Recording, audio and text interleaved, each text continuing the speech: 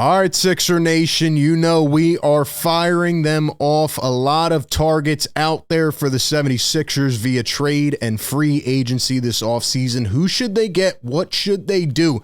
You know, if you've been watching this show, that I've been very vocal on the role player route. I still think the Sixers are going for another big name, but if they can get a couple guys in here who just fit the mold around Tyrese Maxey and Joel Embiid, I think they could be in good shape moving forward.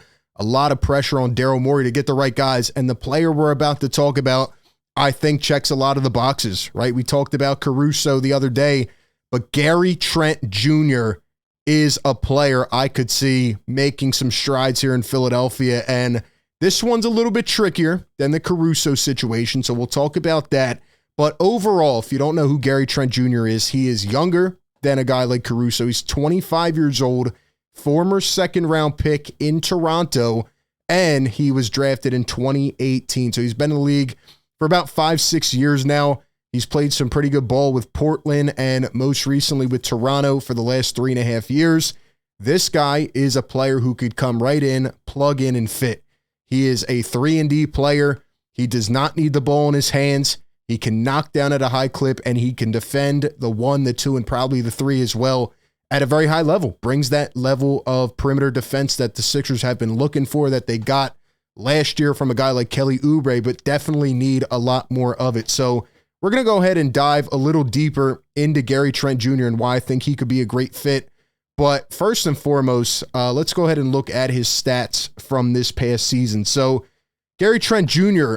This last year averaged 13.7 points per game, 2.6 rebounds, 1.7 assists, and 1.1 steals, and he shot 39.3% from long range, 38.6% for his career, 6.4 attempts this past season. So pretty good efficiency out of Gary Trent Jr. And keep in mind, that was with a Toronto team that kind of just tanked out, did not really do well. They were starting to incorporate a lot of the younger players once they knew their season was done. And Gary Trent Jr. saw his minutes, his role start to dwindle a little bit.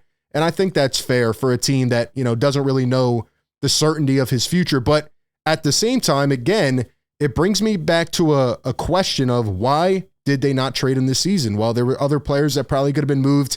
Toronto did some interesting things at the deadline. And so, you know, Toronto probably views him as a piece that they wanted to have long-term, but based on where they're at now as an organization, I don't know if that is very feasible. But speaking of Gary Trent Jr., like I said, you could come in to Philly and instantly play the 2. You could be a perfect fit. You don't need the rock in your hands all the time. He's a pretty electric offensive player, good at moving off the ball as well. Just really a pure floor spacer and a guy who can knock down shots at a high clip and, you know, doesn't have to really step on anybody's toes. So I really like Gary Trent Jr. He played at Duke, played in a really good system there, and he was showing a lot of promise early in his career, especially in those Portland days. And he's really carried it over to Toronto, but they just have not made much noise. And obviously, you know, he does have some familiarity with Nick Nurse as well, which is why I think there should be some advocating there from, you know, the Sixers coach to maybe say, yo, this is a guy who I think we could bring in and who could play well. Whether their relationship is solid or not, that's a different story. But I want to talk a little bit about the contract and why it's interesting when it comes to Gary Trent Jr. So as you see, he is going to be an unrestricted free agent this summer. But if you look at last year, he actually had a player option, and it was for $18.5 million. Now, if we turn back the clocks a little bit, go back, everybody thought Gary Trent Jr. was going to hit the free agent market last year. I remember, you know, he was at the top of some of these lists in terms of guys who you could just bring in as pure shooters and wing defenders, and he actually ended up accepting his player option. So he took a gamble both on the Toronto Raptors and himself. It kind of backfired because the Raptors stunk and his minutes started to narrow down a little bit. So he may have lost himself a little bit of money in free agency, but it is expected that he will probably get around this figure, probably 3, 4, maybe 5 years in free agency.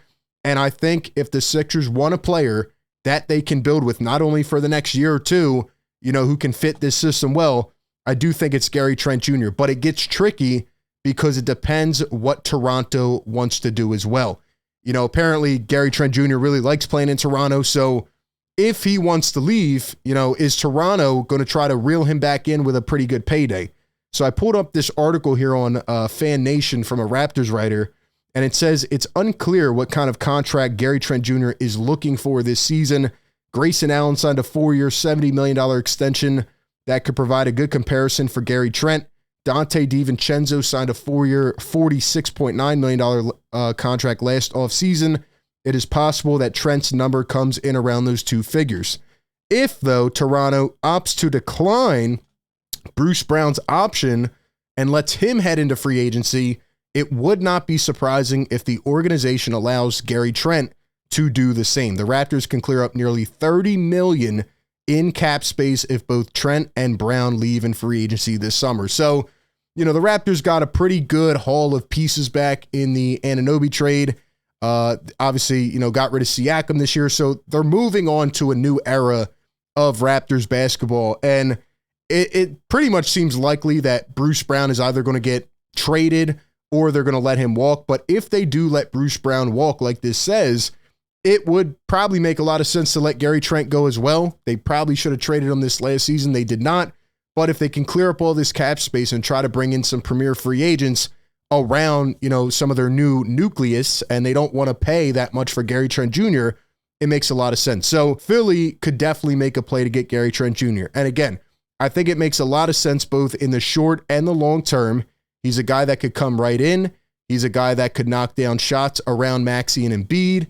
Pretty smart player. Sometimes gets a little cold, but he does have those stretches where he gets really hot as a microwave scorer. Could probably stagger him a little bit with both the units, the starters and the bench. He had 4 games this past year where he scored 30 or more points, 12 games where he scored 20 or more points. And again, that was on a really bad Raptors team. So, Gary Trent's a guy who could come in here and really give this offense a punch in a variety of ways. He could run a little bit of pick and roll, create a little bit off the dribble, but nothing crazy. He's coming in to be a pure floor spacer and a guy who can defend multiple positions and just insert himself at that guard position.